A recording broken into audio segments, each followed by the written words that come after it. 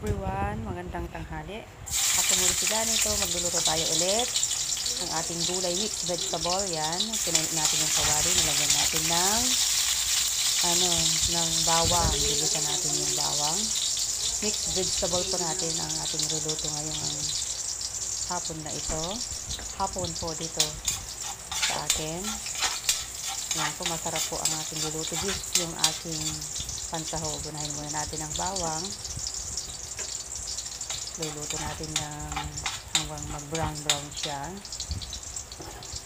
Yung kapatid ko, hindi naman nakabalik kasi susunod natin ang pero sa pabahay ko sa 13 so, masarap ito na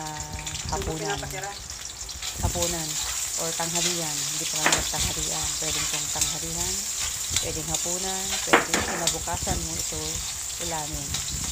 Ito ay pampamilya, siguradong masarap, masustansya. Ang gulay niya may broccoli, may sayote, may cauliflower siya, may bell pepper siya. Nilagyan ko. Beef yung aking pangsahog. May carrots din siya. Ayan. Lalagyan na natin ang ating sahog na baka. Yan, pre-boiled na yan yung bakang ginamit ko. Yung pangsahog na yan. Pre-boiled na yan, malambot na siya. Gigisa natin yan para mas masarap. Iluluto natin, sasangkot natin. Yan, kahit konti lang naman ang lalagay mong sahog, maglalasa na siya kasi yung pinanglagaan mo, lalagay mo konti ng sabaw yan mamaya. Tapos, pasarapin mo sa iyong mga condiments na ilalagay. May oyster sauce yan, lalagay ng oyster sauce. Pinantayin natin na may ilagay lahat sa sahog. Kaya natin igigisa. Igigisa natin para mas yung sarap. Half day lang siya. Matanggal yung lansa niya. Napakadaling lutuin ang bilis kasi napalambot ko na yun. Ayan po ang aking ginagawa. Pinapalambot ko na yung sahog niyan para mas mabilis magluto. Mag-prepare. Yan ang ating ginawang recipe na yun na sigurado magugustuhan ng inyong pamilya. Napakasustansya po ito na recipe. Mixed vegetable. Ito ay siguradong magugustuhan ng mga bata. Gigisa natin yan ang kanyang sahog. Pero sa grocery, wala nang problema. Palengke lang talaga ayaw yun. Tapos, yan ang asin lang aking nilalagay. Oyster sauce siya. Naglagay ako ng konting oyster sauce.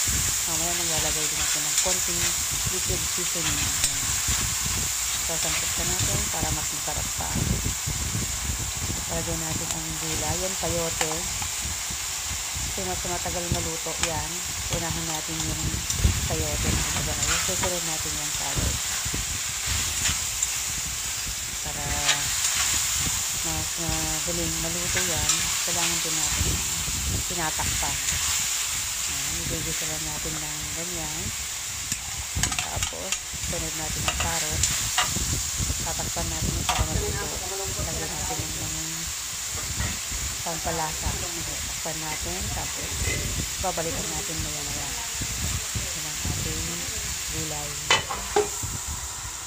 Yan, mayroon pang carrots, may sayote, may broccoli siya, may cauliflower, may bell pepper. Yan, sundan lang na ninyo ang ating procedure. Ayan, mas mabilis maluto pag ang gulay or ang sahog ninyo ay na-pre-boiled na, napalambot na yun. Hintay lang natin po na sumulo. Mabilis namang lumambot na itong gulay na ito. Actually, itong mga gulay ito ay dapat half cook lang siya. Ayan. Minsan nga ito ay in-steam lang o nilalagay lang yung mga gulay na ito. So, sarap pag crunchy. Yung may mangunguya ka. Para mas maganda yung sustansya niya na ibibigay niya sa katawan natin pag half cook lang yung ating gagawin. Yan po. Ang aking tip dito, unang-una, yung sahog mo, kailangan napalambot na siya. Ganun ang ginagawa ko kasi pag magugulay ako, pinapalambot ko na, inuuna ko ng pinapalambot yung sahog niyan. Tapos, saka ko na lang igigisa.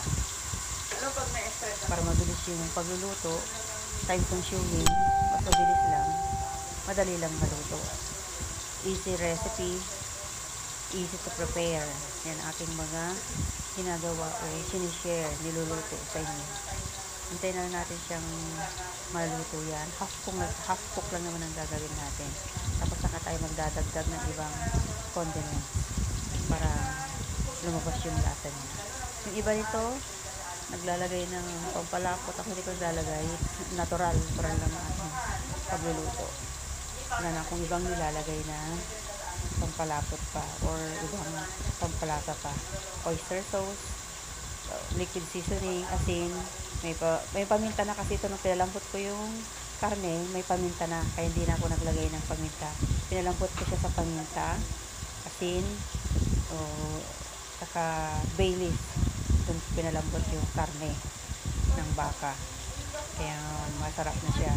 Tapos lang nilagay ko rito asin at saka nilagyan ko siya ng konting turmeric powder. Yan, para masarap. Masarap na, masustansya pa. Ang gulay na to, napakamura lang.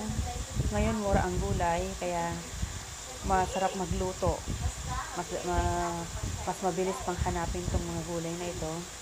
At kayang-kaya ninyong bilhin. Hindi nyo kailangan bumili ng mga mamahaling na pagkain na food table para i-prepare. Ito ay napakasustansya na luto, na recipe na inyong gagawin, iluluto sa inyong mga mahal sa buhay. Yan, kukunti-kunti na lang, may boboil lang naman yan at maluluto na siya. Babalikan natin. Tingnan natin kung ano na nangyari. Yan, masarap po ang pagkain ito, ang ulam na ito. Napakadaling lutuin, napakadaling i-prepare at masustansya pa. Yan natin stir fry mo na lumalabas yung pinakakatas niya. Ang ginamit kong mantika ay coconut oil, pwedeng olive oil. Pwede nyo lagyan ng butter, hindi na ako naglagay ng butter. Ayan. Mantika lang na coconut oil lang. Ang bigas Ito, namin, ang bilis na siya, nakakot na siya. yung black rice. Kaya mabilis lang maluto. Walang lasang black rice. Kaya dadagdag natin yung ibang gulay at saka ibang mga pampalasa niya. Yan, may broccoli, may cauliflower, may patola pala, nilagyan ko ng patola. Nakabili ako ng 3 pirasong patola at hindi ko naman namiswa, kaya pwede pong ilagay dyan. Pwede naman ilagay yan kasi may oyster sauce siya, kaya masarap yan. Yung liquid seasoning, konti lang ilalagay natin, huwag masyadong madami. White pepper yan. Yung white pepper na yan, nabibili sa grocery yan. Pwede rin kayong kung gumagawa ko ng sarili kong paminta, yung minced na paminta, yung dinikdik, yung durog na paminta, gumagawa ko ng sarili ko. Ayan. Isasangkot na, susutay natin ng ganyan. Nalagyan natin ng konting sabaw. Tapos, i-simmer na lang natin siya. Magdadagdag na lang tayo ng asin or liquid seasoning or patis kung ginagamit nyo ay patis. Pwede kayo magdagdag. Sa akin yung aking palambutan ng baka. Tapos yung beef stock na yan, pwede pa natin pwede pa natin gamitin sa ibang lulutuin natin. Meron pa akong konting natirang giniling, iluluto ko pa yun sa mamaya. Giniling naman aking lulutuin at meron pa akong natirang tuge. Ayan, pwede ko pa dong iluto yung natira kong giniling. Yan ang aking ginagawa. Sisimmer na lang natin, pakukulan na natin yan. Tapos yan, luto na siya. Napakabilis po ng ating pagluluto ng inihanda nating table food ngayong ulam. Ayan, napakabilis po. Pwede yung gayahin, pwede yung i-share. Huwag niyong kalilimutan mag-share, mag-like, mag-subscribe sa aking YouTube. Ang aking mga tips, technique sa pagluluto ay napakadali po na sundan. Ito po ay kayang-kaya niyong gawin. At ang aking mga ingredients ay yung bilis lang pong mahanap. Ang bilis pong mahanap sa palengke. Masarap na, masustansya pa. Ayan, kailangan natin yung mga ganitong gulay para sa panahon ngayon. Masarap po yan at dadagdag lang tayo ng konting mga condiments or mga pampalasa. Huwag yung mga pampalasa na hindi naman kailangan ng ating katawan. Yung mga tama lang. Huwag masyadong madami. para lalabas yung natural na lasa ng gulay. Kasi sariwa naman yung mga gulay na nating nabili.